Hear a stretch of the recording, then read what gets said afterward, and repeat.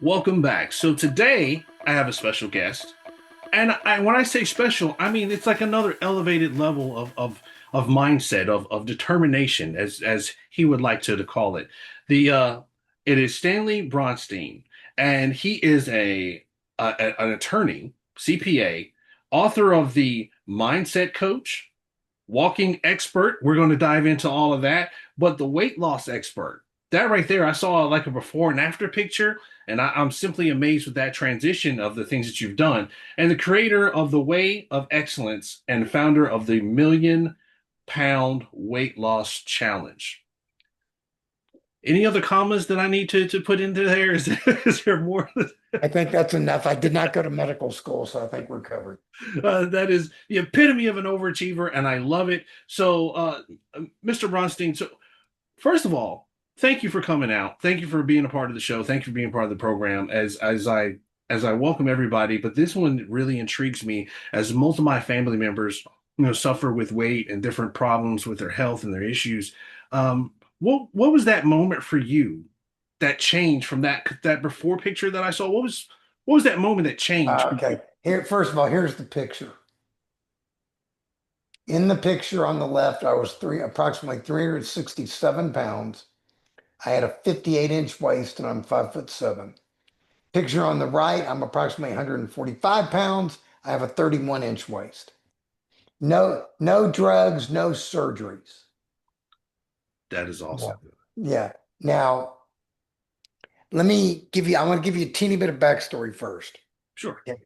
My mother died when I was 8. Needless to say, that messed with my head. Sorry for your loss. It was 58 years ago, so I think I've gotten used to it. But thank you. Um, so, needless to say, it messed with my head. And I'm living with my massively obese father who had no idea how to eat healthy. And we both just ate ourselves into oblivion. I mean, literally. You look at my pictures from them, I started getting bigger and bigger and bigger. A lot of men like to brag that they're as small as they were when they got married. Well, I'm smaller than I was when I was 13 years old. And I found pictures to prove it. So I don't know whether that's an achievement, an accomplishment, or sick, or all of the above. I don't know which, but it is the truth. So needless to say, I got bigger and bigger and bigger. Over the years, I had times where I would lose weight, but it was always temporary. I would go back to my old habits. It would come back on plus more kind of thing. When I was about 28 years old, I maxed out at 367 pounds, which is what you saw in the picture. Right. And I wished I had more pictures from that back then, but I don't. I guess I was afraid to take pictures. I thought I'd break the camera. So I was pretty big. Then I went to law school around that time to become a lawyer, and I lost weight my last year of law school, about 100 pounds. And I got small enough to where women were interested in me and women would start dating. I could date with them, but I was still a pretty big boy, but they would do that. And I wound up getting married to a woman I'm still married to today. Fast forward to when I was about getting ready to turn 50 years old, 4 months before my 50th birthday, February 1st, 2009. You notice it was February 1st, not January 1st. That's because I had made a New Year's resolution and I didn't keep it. So, those of you who are listening, this is February 23rd. If you didn't keep your New Year's resolution, get started now. It's not too late. So, I was 320 pounds at the time, not my full 367, but I sat there and I said, where am I going to be in 5 years if I keep doing what I'm doing? Care to guess what the answer was? I'm sure that I have a grim response. Dead. You can say it, dead. Yeah. So, and guess what? I didn't want to be dead. So I said, and I had not hit rock bottom yet. I hadn't had a heart attack yet, hadn't had a stroke yet, knees hadn't given out yet. That stuff was all probably coming, but hadn't happened yet. So I said, this is BS. I'm wasting my potential here. I can be so much more than what I am. So I turned to my wife and I said, I'm cooked. I'm done. I mean, I literally reached the point where I was fed up. I said, this is ridiculous. No more. And I said, I'm going to start making some changes in my life right now, not tomorrow, not next week, not next month, not next year, right now. And change I made was I quit drinking scotch. I was drinking scotch every day. Was I an alcoholic? I don't know. But I do know that I was drinking too much. And I do know that I was serving the scotch and it was not serving me. So Yep. I believe in symbolism. I took my last bottle of scotch, poured it down the toilet, hit flush, gone. Haven't had a drink in 17 years. Don't miss it. And I want to talk about that for a second. Sure. I don't think I was physically addicted to scotch. I think I was emotionally addicted to it. And there's a difference. The reason why I say I don't think I was physically, I didn't go through any detox. I didn't have any symptoms. I didn't have any problems. It was actually easier to quit than I thought it would be. But I do think I was emotionally addicted to it. And contrast that with someone who might be addicted to caffeine, might be addicted to nicotine and cigarettes, might be a heroin addict or something. I think they have a tougher road than I did. But I did that nonetheless. Then those 2 liter bottles of soda pop. I was drinking 3 of those a day, which is ridiculous. But they were diet caffeine free, so surely they were healthy, right? No. That's what they tell you. Yeah. Yes, that's what they tell you. Well, guess what? I've since learned to to figure things out for myself. I don't listen to what marketing people tell me anymore. Um, so I symbolism again. I took my last bottle of soda pop down the toilet, flush, gone. Haven't had one in 17 years. Don't miss it.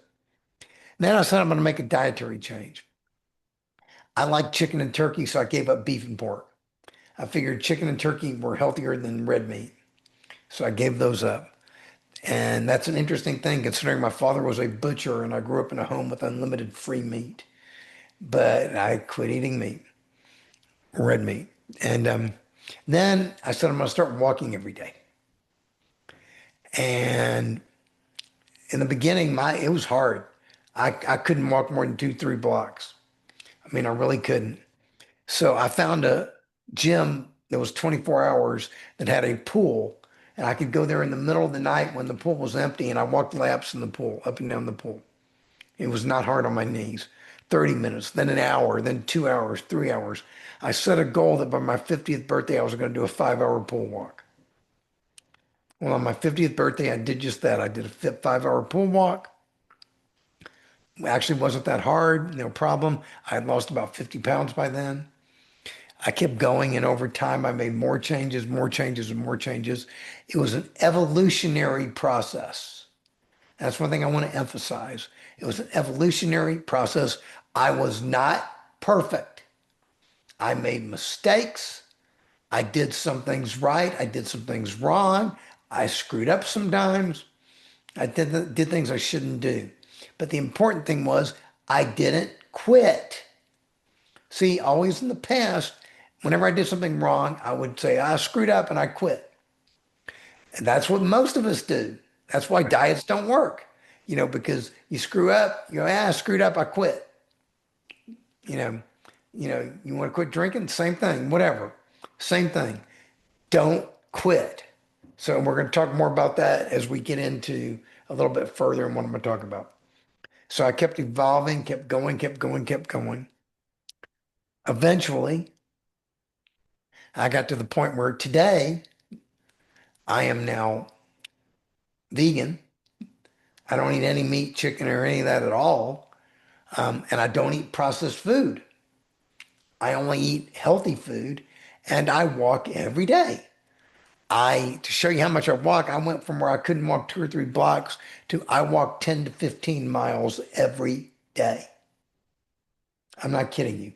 And why do I do that? Is it because I'm nuts? No, it's because I can.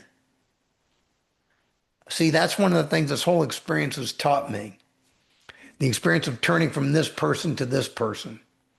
It taught me that I am more powerful than I ever imagined.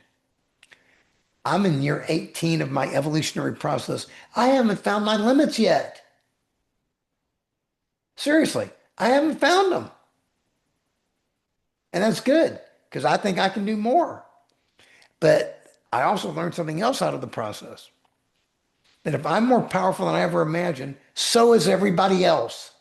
You hear that? If you're listening, you are more powerful than you ever imagined. Tell that to all your family members. You are more powerful than you ever imagined. Believe in yourself, believe in your abilities, your talents, and your ideas. Because once you start believing, that's when you really become powerful. Then that led me to ask a question. If I could do all of this, what else is out there waiting for me to do that I haven't done yet that I should be doing? And the conclusion I came to was I should turn this into a system that people can use not only to lose weight, but they can use for any area in their life. Anything. Create a system out of this. And I'm a systems thinker. Both an attorney and a CPA.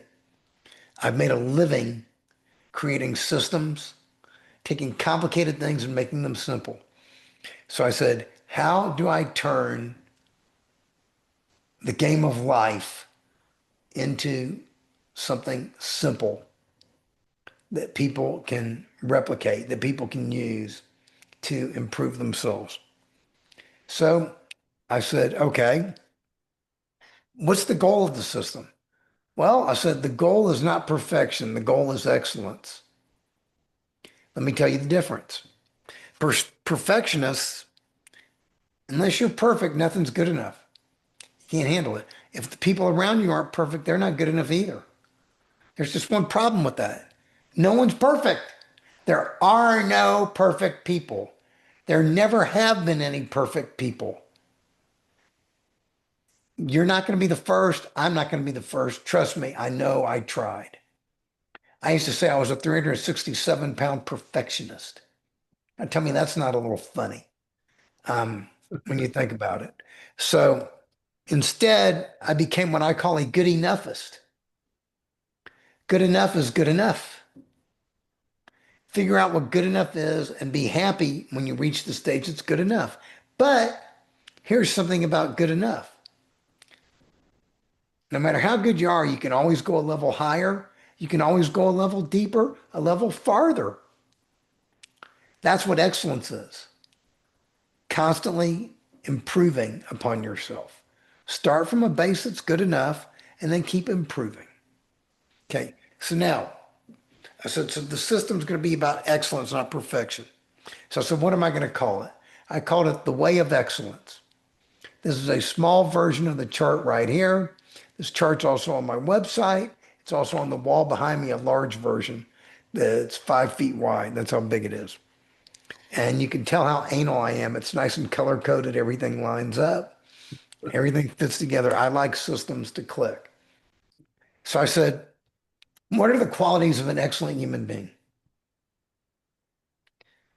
After thinking about it a while, I came up with 20.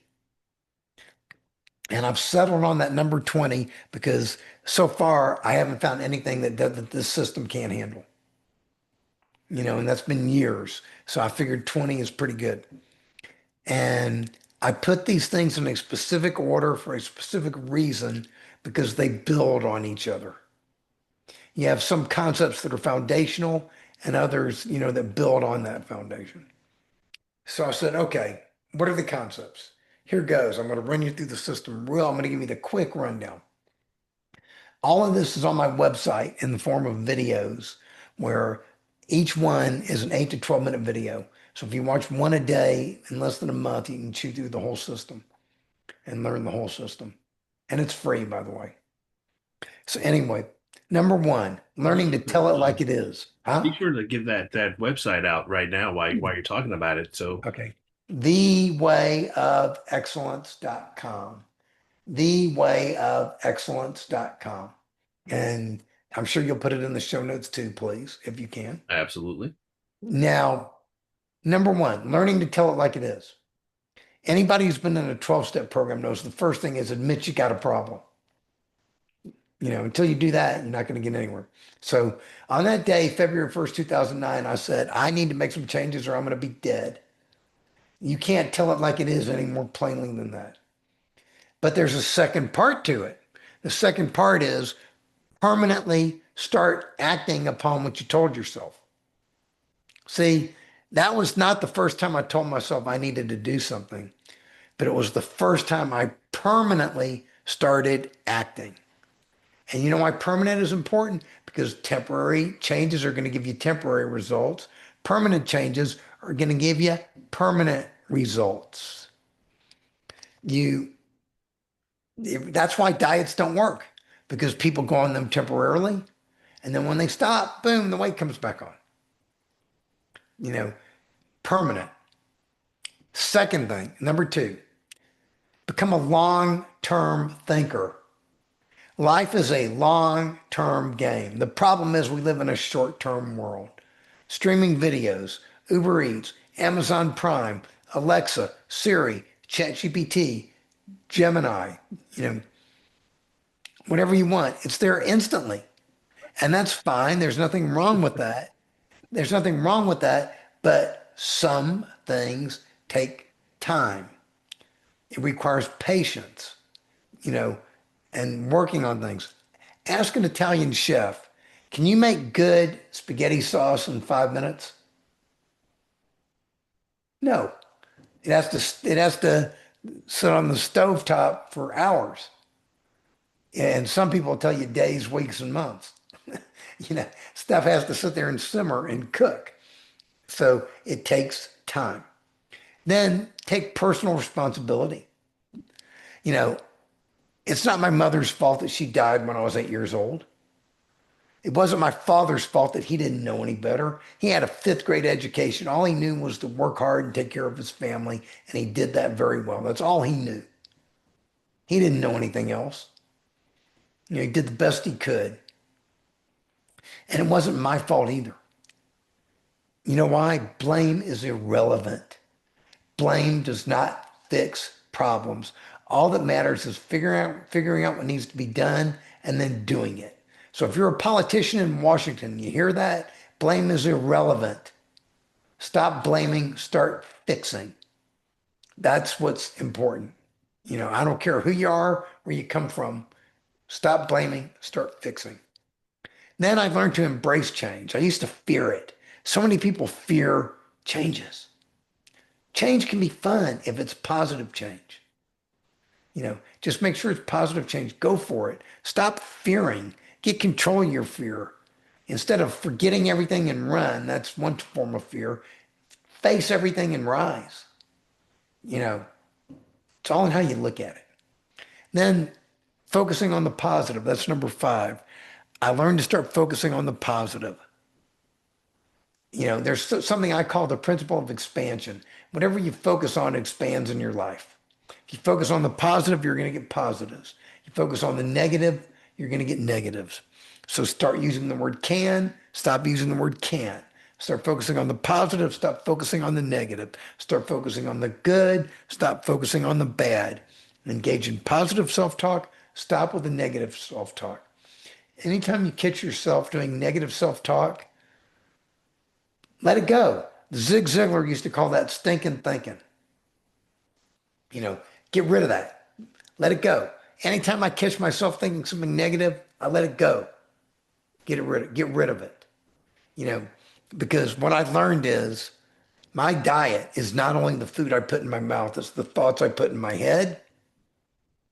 It's the people I surround myself with. It's the environment I create around myself and so much more. It's all those things. Learn to control your inputs. And the problem is we live in a consumer-based society where marketing companies tell us to consume, consume, consume, consume, consume, even if it's not good for us. They make food that tastes good just so we'll buy more of it, even though it's killing us. You know, all those things. Okay. Then change your perspective. All this stuff sounds tough. I'm telling you, you have to do this, you have to do this, you have to do that. Well, guess what? You don't have to do anything but die. That's the only thing you have to do. You don't even have to pay taxes. You might go to jail, but you don't have to pay taxes. but you do have to die.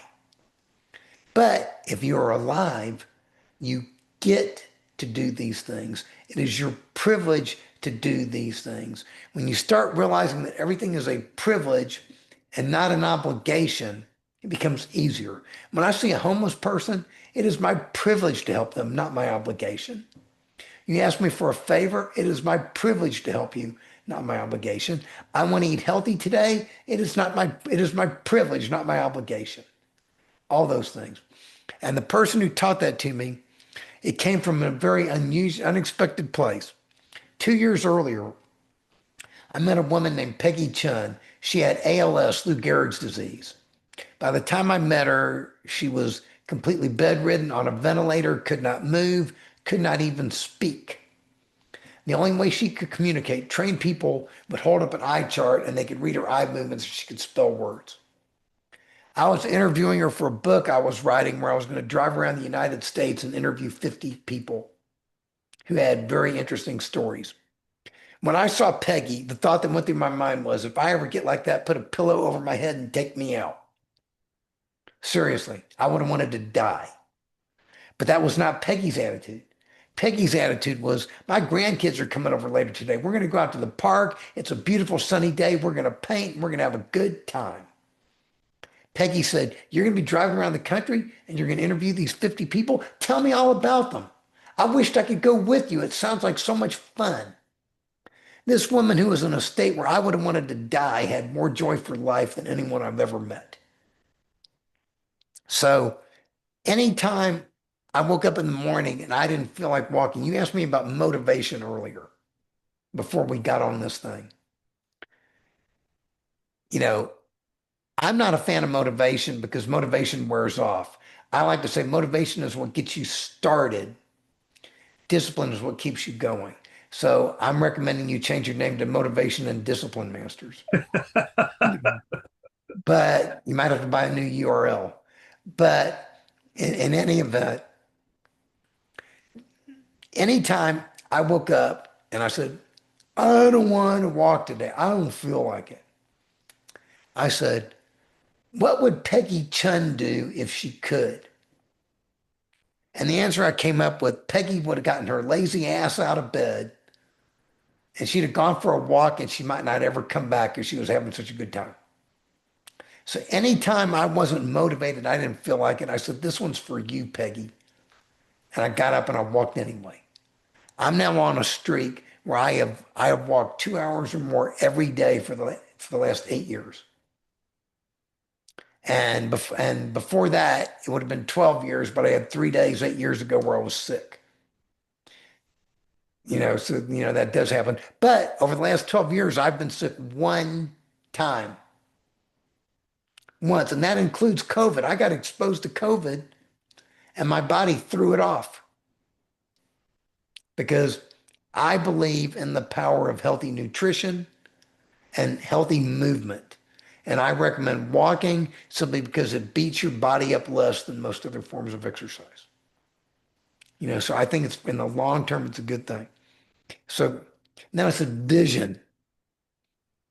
Dream bold dreams. I created the £1,000,000 weight loss challenge. You know why it's called £1,000,000? Because I want to get 50,000 or more people who need to lose 20 or more pounds each. That'd be £1,000,000. You know, I want to change thousands of lives, hundreds of thousands of lives, millions of lives, whatever I can. I want to inspire people. I want to help people. Dream big visions. You might as well do that. Then I have the law of attraction, except I call it the law of reciprocity. Everybody thinks, I just think you want money, it'll come to you. Think you want success, it'll come to you. It doesn't work that way. You got to go out and earn it, and it'll come to you. You have to give first. You have to give before you get. But like I said before, you don't have to do anything. So you get to give before you get. It's your privilege to give before you get. You want to become wealthy? Help other people become wealthy. You want to be loved? Love other people. You want to be successful? Help other people become successful. That's the way it works. Because if enough of us would start giving to others, eventually someone's going to give something to you. Then there's nine, time, energy, and resources. How do you use your time, energy, and resources? You have 86,400 seconds every day. Do you use them wisely or do you waste them scrolling through TikTok, or something for hours and hours and hours? Me, I'm not saying don't scroll. I'm not saying don't have fun. I just limit it. No more than 5 minutes a day. You know, I look around, I have a little bit of fun. I go, that's interesting cat video here, this video there, and then I put my phone down and I'm done. Same thing when I watch TV, before I go to bed. 15 minutes, I'm done. You know, and that's the way I roll. I limit my time. And think about this. I tell people find 15 minutes a day when you're starting out. 15 minutes a day that's just yours.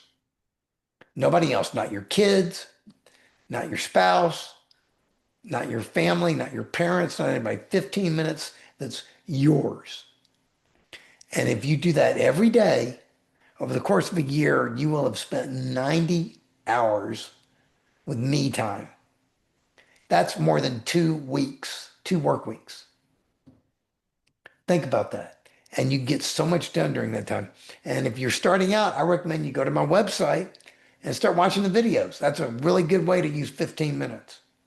You watch the video, it'll get you thinking. And by the way, the videos are kid friendly. I purposely didn't put anything bad in them. So if you want to watch them with your kids, I recommend it highly. Your kids will learn from it and they will find them entertaining as well. Then 10, take consistent action. See, I used to say I want to lose weight, and then I'd go to Chinese buffets and then come home from work and drink scotch and sit on my butt. Is that going to get me in shape? No, Not at all. no. But when I started bringing healthy food to work and stopped drinking the scotch and started getting off my butt and going out for walking, the weight started coming off. Take action that's consistent with your goals. And then 11, persistence. I already talked about this a little bit. Never give up, never surrender. Fall down 7 times, get up 8. You're gonna make mistakes. Know that in advance. You are not perfect. When you make a mistake, don't beat yourself upside the head. Don't punish yourself. Just say, I messed up. I'm going to start again right now. And then start again right now. See, that's the one thing I did differently this time. I got started and I never stopped. So normally you've already answered the question that I normally ask everyone. I'm sorry I'm glitching out, but you've already answered the question that I normally ask.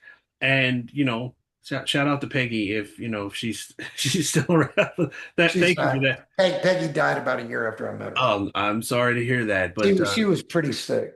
I mean, I will dedicate that speech right there to Peggy. But you've already answered that question. So to wind things down, and I want to ask you, I guess, a little bit more of like, other than the website, is there any other way that people can get in touch with you or talk to you and going through your steps, one-on-one? Is there anything like that? I mean, I saw the book, okay. but Okay, I work with people one-on-one if they want to, but one-on-one costs money. If you go to my website, it's free because I have basically I've made all my videos, all my books, and there's also nutritional books and nutritional information on there as well. Right now, there's 13 books on there that are available for free. I made all of this free simply because it's my way of giving back. I am very grateful for the life that I have and the things I've accomplished and where I'm at. And my goal is to help people. It's not that I don't love money, I do, but I'm fortunate that I can help people. And it's my way of giving back. It's what I do. Remember I said give first? You give first with no expectation of return, and eventually stuff will come your way. So that's how they get a hold of me. Can I add one thing to wrap up to what I was saying? absolutely. Please, please We're do. not gonna go through the whole system, but I want to wrap up with one thing. Let me ask you, what do you think are the three most important words in the English language? Hmm.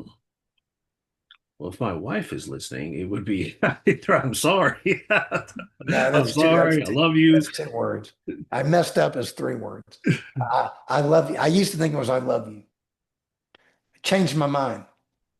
It's not I love you, it's are you willing?